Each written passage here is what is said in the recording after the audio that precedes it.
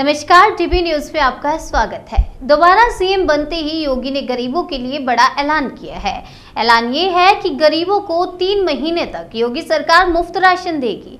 और साथ ही आपको बता दें, आज दिल्ली वालों के लिए बजट पेश हो गया है। क्या कुछ खास रहा है आज उनके बजट में, तो चलिए विस्तार से देखेंगे खबरों में। उत्तराखंड विधानसभा की पहली महिला स्पीकर बनी रितु खंडूरी। इस पर राज्य के मुख्यमंत्री पुष्कर सिंह धामी ने कहा, उत्तराखंड राज्य के लिए ऐतिहासिक दिन है और यह मातृशक्ति का बहुत बड़ा योगदान है। मातृशक्ति के रूप में हमें पहली महिला स्पीकर मिली है। हमारी विधानसभा उनके नेतृत्व में प्रगति के नए इतिहास रचेगी। उनको मैं हार्दिक शुभकामनाएं देता हूं। और क्या कुछ बोले, आइए सुनते हैं। का योगदान हमेशा से रहा है और उत्तराखंड राज्य का आंदोलन हो या उत्तराखंड राज्य के अन्य क्रियाकलाप हो, सब में मातृशक्ति का बहुत बड़ा योगदान रहा है। आज का दिन बहुत ऐतिहासिक दिन है, जिस दिन पहली महिला स्पीकर के रूप में आज रितु भूषण खंडूरी जी निर्वाचित हुई हैं। उनके नेतृत्व में निश्चित रूप से मातृशक्ति, नौजवान शक्ति और उत्तराखंड के हर क्षेत्र में सभी को आए हुए हमारे जितने भी सदस्य हैं, उनको सबको एक मौका मिलेगा, सबको काम करने का अवसर मिलेगा। वो सदन को अच्छा चलाएंगे, समसामयिक विषयों पर चर्चा करवाएंगे। हम उनको बहुत शुभकामनाएं देते हैं कि उनके नेतृत्व में विधानसभा हमारा एक नया इतिहास लिखेगी।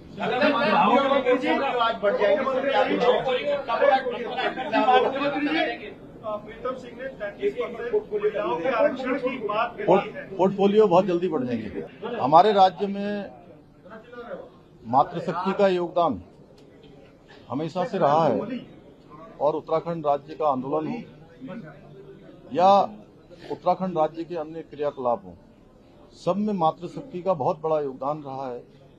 आज का दिन बहुत ऐतिहासिक दिन है, जिस दिन पहली महिला स्पीकर के रूप में आज रितु भूषण खंडूरी जी निर्वाचित हुई हैं। उनके नेतृत्व में निश्चित रूप से मातृशक्ति, नौजवान शक्ति और उत्तराखंड के हर क्षेत्र में सभी को आए हुए हमारे जितने भी सदस्य हैं, उनको सबको एक मौका मिलेगा, सबको काम करने का अवसर मिलेगा। वो सदन को अच्छा चलाएंगे, समसामयिक विषयों पर चर्चा करवाएंगे। हम उनको बहुत शुभकामनाएं देते हैं कि उनके नेतृत्व में विधानसभा हमारा एक नया इतिहास लिखेगी।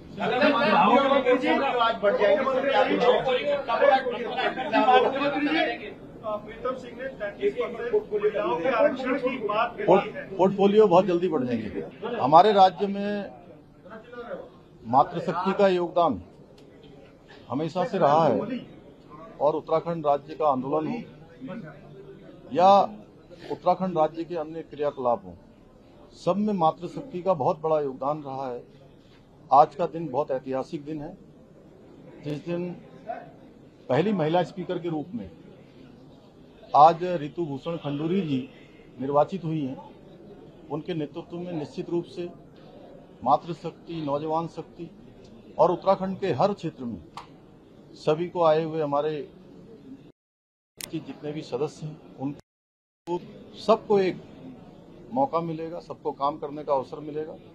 वो सदन को अच्छा चलाएंगे, समसामयिक विषयों पर चर्चा करवाएंगे। हम उनको बहुत शुभकामनाएं देते हैं कि उनके नेतृत्व में विधानसभा हमारा एक नया इतिहास लिखेगी।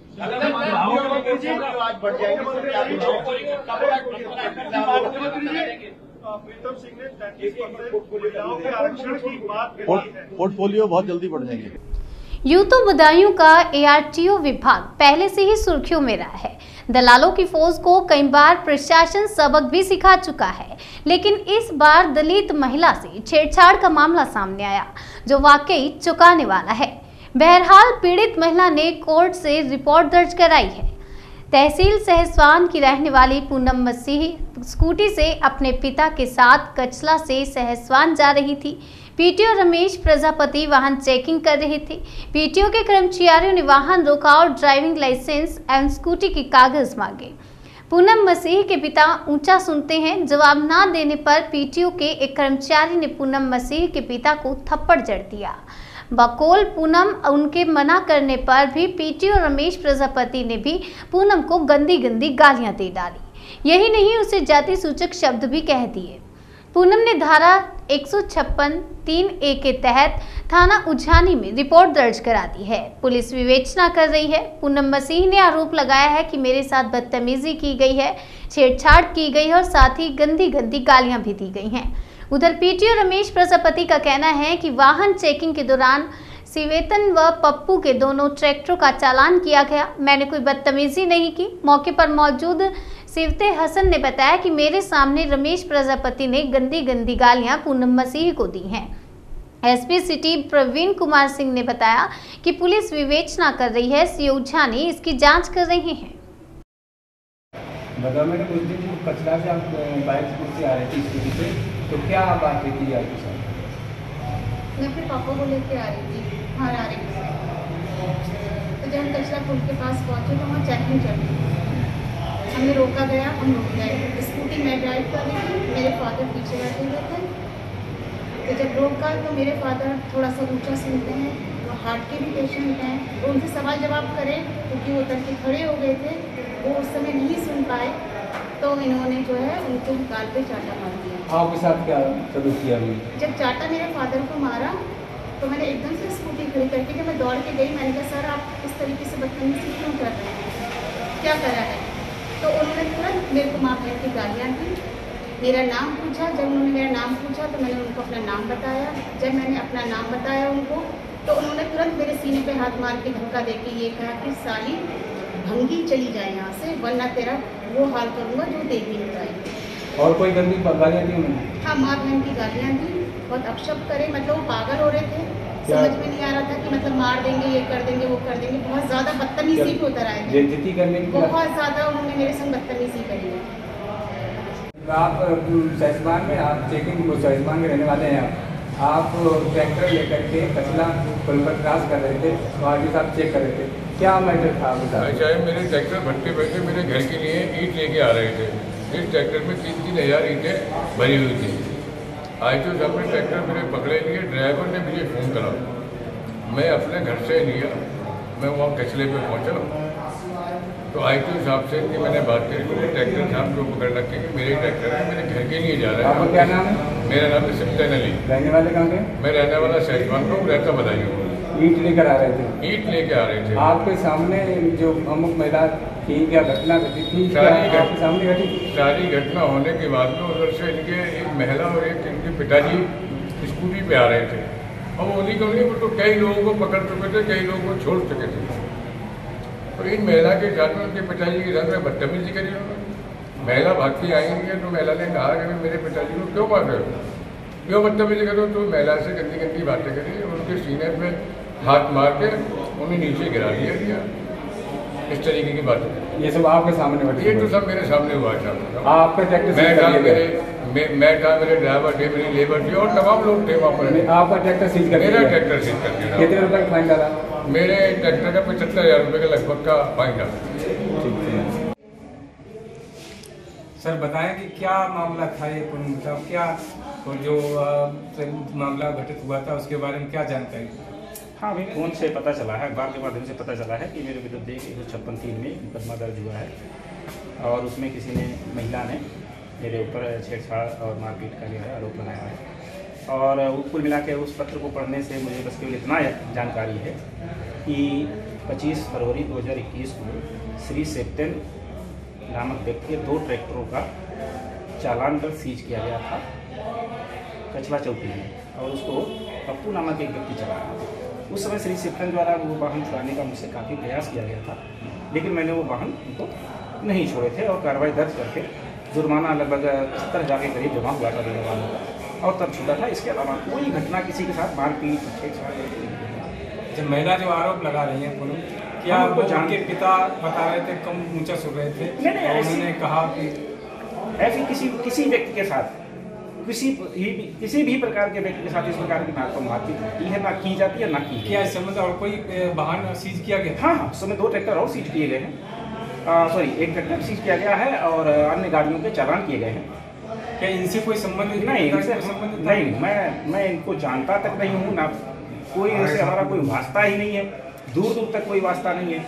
हाँ, इतना है कि सिरतेन नामक आदमी ने जो है उस समय जो है हमसे काफी हाथ ताक किया था गाड़ी छुड़वाने के लिए, लेकिन उसकी बात नहीं मानी गई। लेकिन महिला बार-बार आपको नहीं, अब महिला आप उनके आरोप में हम नहीं कुछ बोल पाएंगे कि क्योंकि हम ऐसी कोई किसी घटना से एकदम पूरी तरह से अनभिज्ञ कुछ नहीं जानते हैं। सर, आपने जो ट्रैक्टर पकड़े हैं उस महिला से या महिला के पिता से कोई संबंधित है? उस ट्रैक्टरों का संबंध है? नहीं, मुझे ये नहीं पता है, मुझे नहीं पता। लेकिन जो आरोप में जो है, जो आरोप पत्र है उसमें जो सिरतेन और पप्पू नाम के आदमी लिखे हैं उनका संबंध है। उनके ट्रैक्टर बंद किए गए, दो ट्रैक्टर, एक सिरतेन के नाम है और एक सिरतेन जी के पत्नी के नाम है। नहीं तो इससे सिरतेन से तो कोई मतलब है नहीं इस मामले से। अब ये तो जांच का विषय है, इसमें जांच होगी तो पता चलेगा यहाँ क्या उन्हीं से कापी मिल जाएगी आपको जो चीज की है? हाँ, उसकी कापी मिल जाएगी। आप चाहें तो उसकी कापी मिल जाएगी, वो तो ऑनलाइन है। आप उनके ट्रैक्टर का नंबर डालेंगे तभी भी वो उसकी रसीद और ट्रैक्टर सब ऑनलाइन है। सर, ये पीटीओ हैं आरटीओ विभाग में श्री रमेश चंद्र प्रजापति जी, उनके खिलाफ एक महिला ने, सहसपान की महिला ने उनके पिताजी को मारा था। इनके साथ कुछ गलतफहमी हुई है, ICS एक्ट के मामला दर्ज हुआ कोतवाली मुझियानी में। उसके खिलाफ कोई कार्रवाई हो रही है? जी, ये 156(3) में एक अभियोग लिखने की एप्लीकेशन प्राप्त हुई थी, जिसमें थाना उझानी पर एक अभियोग पंजीकृत होकर विवेचना क्षेत्राधिकारी उजानी के द्वारा की जा रही है। उनको निर्देशित किया जा चुका है कि गुण दोष के आधार पर, साक्ष्यों के आधार पर विवेचना की अग्रिम कार्रवाई करते हुए उसका सफल निस्तारण करना सुनिश्चित करें। दिल्ली की आम आदमी पार्टी की सरकार ने आज 75,800 करोड़ रुपए का अपना बजट पेश कर दिया है। डिप्टी सीएम और वित्त मंत्री मनीष सिसोदिया ने अपनी सरकार का 8वां बजट पेश किया। पिछले 7 बजटों में केजरीवाल सरकार ने दिल्ली के स्कूलों को अच्छा करने, लोगों को फ्री बिजली, पानी, मेट्रो का विस्तार और तमाम सुविधाएं दी, जिसके चलते दिल्ली वासियों को बड़ी राहत मिली। लेकिन इस बार के बजट में दिल्ली वासियों के लिए क्या कुछ खास है, आइए जानते हैं। मैंने पिछले 7 साल में इस सदन में सरकार की प्राथमिकता के आधार पर आपके समक्ष जीरो टैक्स बजट प्रस्तुत किया, एजुकेशन बजट प्रस्तुत किया, हेल्थ बजट प्रस्तुत किया। इस सदन में मैंने एक बजट ग्रीन बजट भी प्रस्तुत किया। पिछले साल देशभक्ति बजट प्रस्तुत किया। आज आपकी अनुमति से मैं इस सदन में अगले वित्त वर्ष के लिए रोजगार बजट प्रस्तुत कर रहा हूं। पिछले साल के देशभक्ति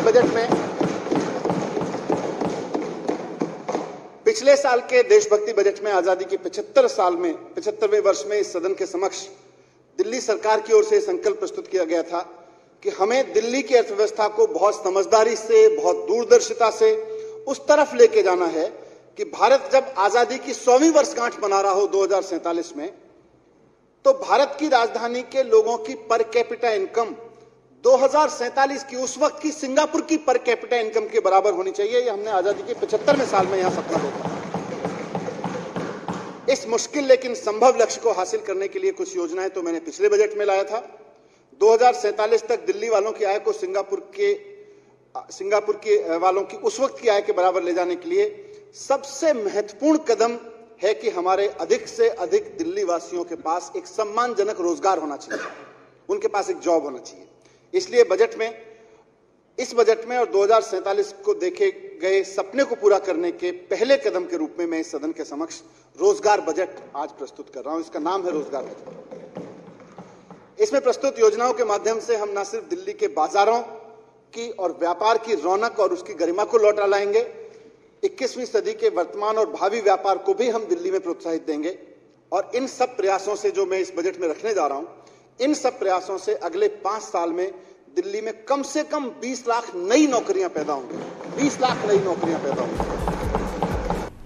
राजस्थान शासन, जिला प्रशासन और नगर निगम जयपुर की लापरवाही और मिली भगत के चलते जयपुर के रामगंज चौपड़ क्षेत्र में हिंदू धर्म में आस्था रखने वालों की धार्मिक आस्था पर खुलेआम कुठाराघात कर वन एवं पर्यावरण को बेखौफ क्षति पहुंचाने का कुत्सित कार्य किया जा रहा है। इस क्षेत्र में प्रशासन की नाक के नीचे सनातन धर्म में अत्यंत पूजनीय वट एवं पीपल के हरे भरे वृक्षों को खुलेआम काटकर इनके पत्तों को बेचा जाता है, पशुओं के चारों के रूप में। फिर भी राज्य शासन, जिला प्रशासन, नगर निगम प्रशासन अब तक निष्क्रिय होकर धार्मिक आस्था एवं पर्यावरण के साथ खिलवाड़ होता देख रहे हैं। चारा बेचने वाले कानून की धज्जियां उड़ाते हुए व्यस्त यातायात एवं आवागमन वाली सरकारी सड़क और फुटपाथ पर चारा रखकर स्थानीय निवासियों को अपने घरों में आने जाने एवं आमजन के पैदल चलने और वाहनों के आवागमन में बाधा उत्पन्न करते हैं। फिर भी क्षेत्रीय प्रशासन अपनी नैतिक जिम्मेदारी से विमुख होकर चुपचाप तमाशा देख रहा है।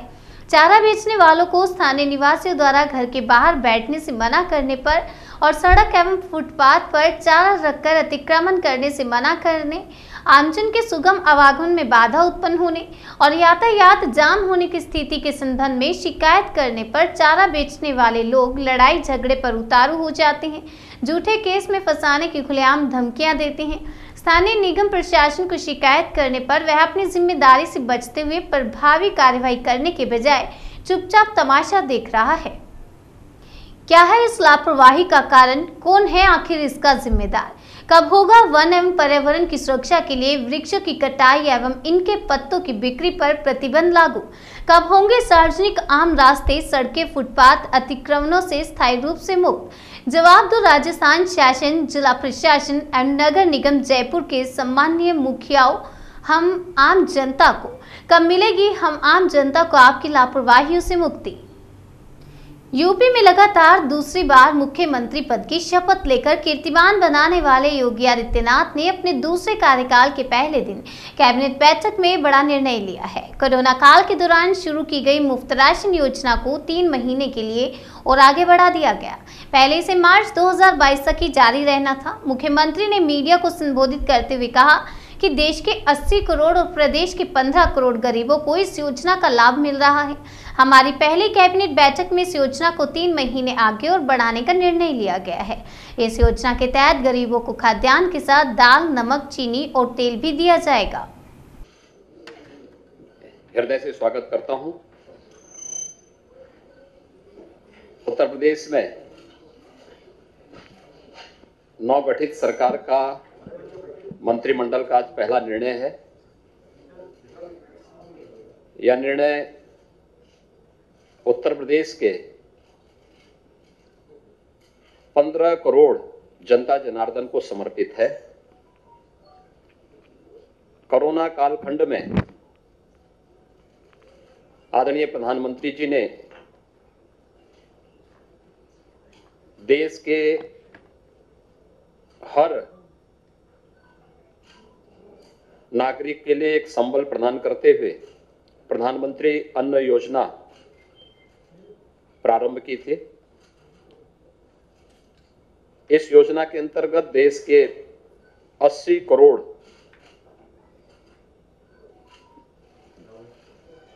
जनता जनार्दन इसका लाभ ले रही थी और अप्रैल 2020 से लेकर के मार्च 2022 तक लगभग 15 महीनों तक इस योजना का लाभ सभी को देश के अंदर प्राप्त हुआ।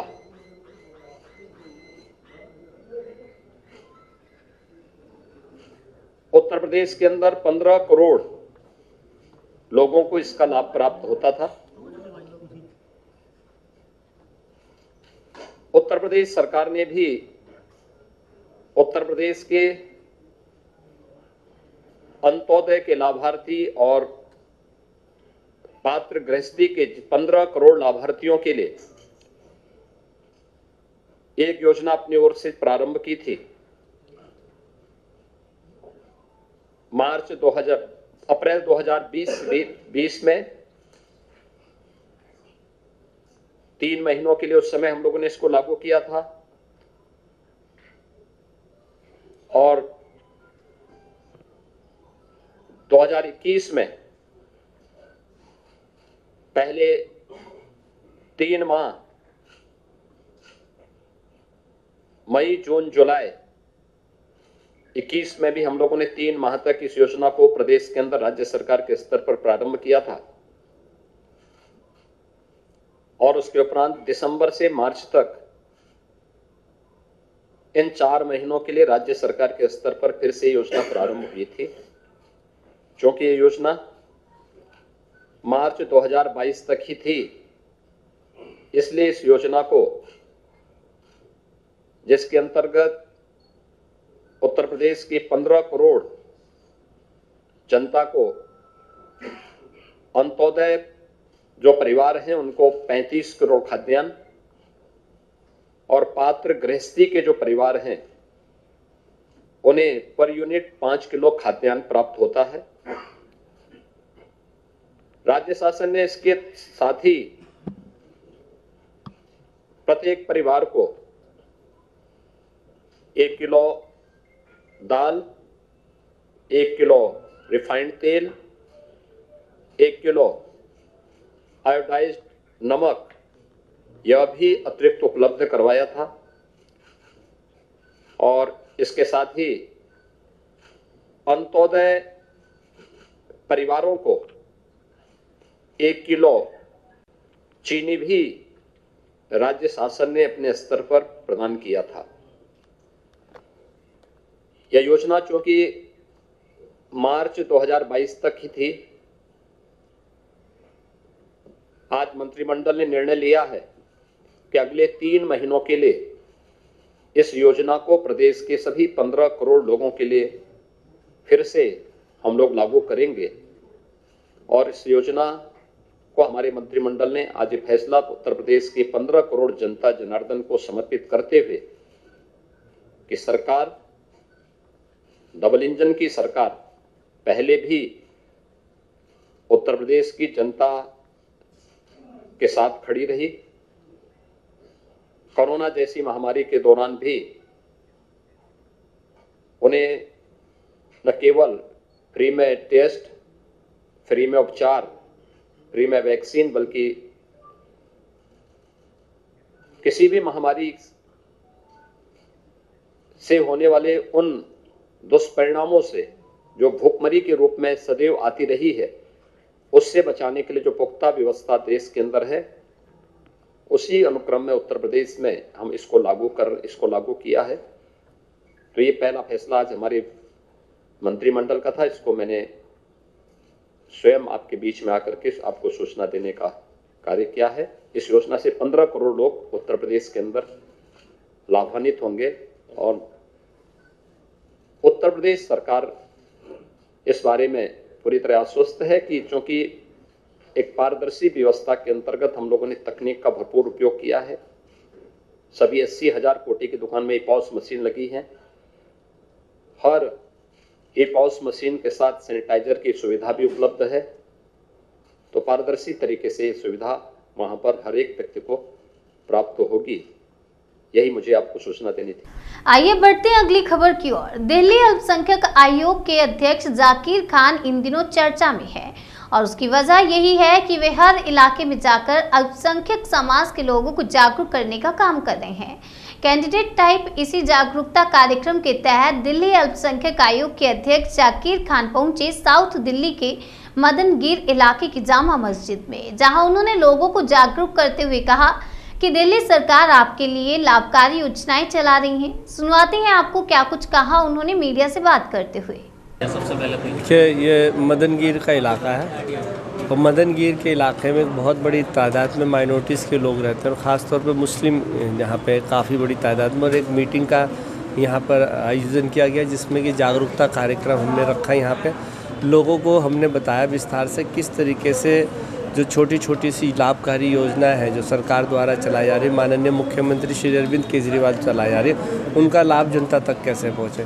फीस वापसी की योजना हो, लोन लेने की योजना हो, जो ऋण लेने की योजना है, किस तरीके से परिवहन खरीदने के लिए, जो कमर्शियल व्हीकल खरीदने के लिए उसका किस तरीके से लोन मिलेगा। 12वीं के बाद में जो बच्चे 12वीं पास कर लेते हैं उनको किस दिशा में जाना चाहिए, कि किनके किस तरीके से जो अंक आए हैं, कौन से कॉलेज में एडमिशन लेना चाहिए और कौन से स्कूलों में जाना चाहिए, कॉलेजेस में जाने चाहिए। 10वीं के बाद में उन्हें क्या करना है, 12वीं के बाद में क्या करना है, कि उसके लिए विस्तार से यहाँ पे हमने बच्चों को बताया। कहीं ना कहीं देखने को मिला है कि लैक ऑफ नॉलेज और लैक ऑफ इन्फॉर्मेशन ज़्यादा है लोगों में, जो आप घर घर जाके लोगों को डोर टू डोर कैंपेन कर रहे हैं और लोगों को समझा रहे हैं, उनकी अवेयर करा रहे हैं। ये जागरूकता हर समाज के अंदर आनी चाहिए। सरकार अपनी योजना बनाती है और इन योजनाओं को जनता तक कैसे पहुंचना चाहिए। सरकार अपने माध्यम से काम करती है, मगर वो समाचार के माध्यम हो सकते हैं, टेलीविज़न के माध्यम से हो सकते हैं, मगर वो हर चीज़ हर समय हर कोई व्यक्ति देख नहीं पाता। मगर ये छोटी छोटी मीटिंग्स जहाँ पे 50 लोग हों, 100 लोग हों, वो मगर समाज के लोग होते हैं और इलाके के लोग होते हैं। इनकी समझ में जब आ जाता है तो समाज में ही जागरूकता आती है। तो मेरी कोशिश है कि हर छोटे छोटे इलाकों में जहाँ माइनॉरिटीज़ के लोग रहते हैं, घर घर जाके लोगों को बताऊं और उनको जागरूक करूं। एक सवाल यहाँ लोगों ने किया कि लड़की और लड़कों को एक टाइमिंग पे जो है स्कूल में पढ़ाया जा रहा है, इसको रोकने के लिए क्या कहा है आपने, या क्या मांग कर रहे हैं? होता क्या कि दिल्ली सरकार के बहुत सारे ऐसे स्कूल हैं कि जो कोएड हो रहे हैं, और जो कोएड भी इसलिए हो रहे हैं कि लोगों की मांग होती है कि भाई हमें कोएड स्कूल चाहिए, क्योंकि आज के दौर के अंदर अगर प्राइवेट स्कूल जितने भी हैं मोस्टली वो सारे कोएड हैं। तो माँ बापों की इच्छा रहती है कि जिस तरीके से हम प्राइवेट स्कूलों में बच्चे पढ़ते हैं कोएड, वहाँ पे कोई किसी तरीके से आपत्ति नहीं। इसी तरीके से सरकारी स्कूल भी कोएड होना चाहिए, जहाँ पे लड़के और लड़कियों को समान अवसर मिले एक दूसरे से बातचीत करने का, समान अवसर बढ़े आगे बढ़ने का। मगर कुछ समाज में लोग हैं कि जो नहीं चाहते कि बच्चियाँ और बच्चे आपस में पढ़ें। उनकी मंशा ये नहीं है कि वो विरोधी हैं, उनकी मंशा ये है कि जो बच्चियाँ शर्माती हैं लड़कों के साथ में बैठने से, जो बच्चियाँ किसी तरीके से नहीं चाहती कि वो लड़कों के साथ में काम करें, बच्चियों को पूरी आज़ादी है, वो चाहे लड़कों के साथ पढ़ाई करें या खुद अलग से पढ़ाई करें। तो सरकार ऐसे बहुत सारे स्कूल हैं जो लड़कियों के लिए सुबह और लड़कों के लिए शाम को स्कूल चलते हैं। यहाँ पे कुछ लोगों ने कहा कि यहाँ पे 4 स्कूल हैं, 4 के 4 कोएड स्कूल कर दिए गए। तो उनकी मांग थी कि जो बच्चियाँ शुरू से जो बच्चियाँ लड़कों से अलग पढ़ती आ रही है तो वो एकदम लड़कों के साथ में झिझकाएंगी, जिसके कारण हो सकता है कि बच्चियाँ जो है वो स्कूल जाना बंद कर दें।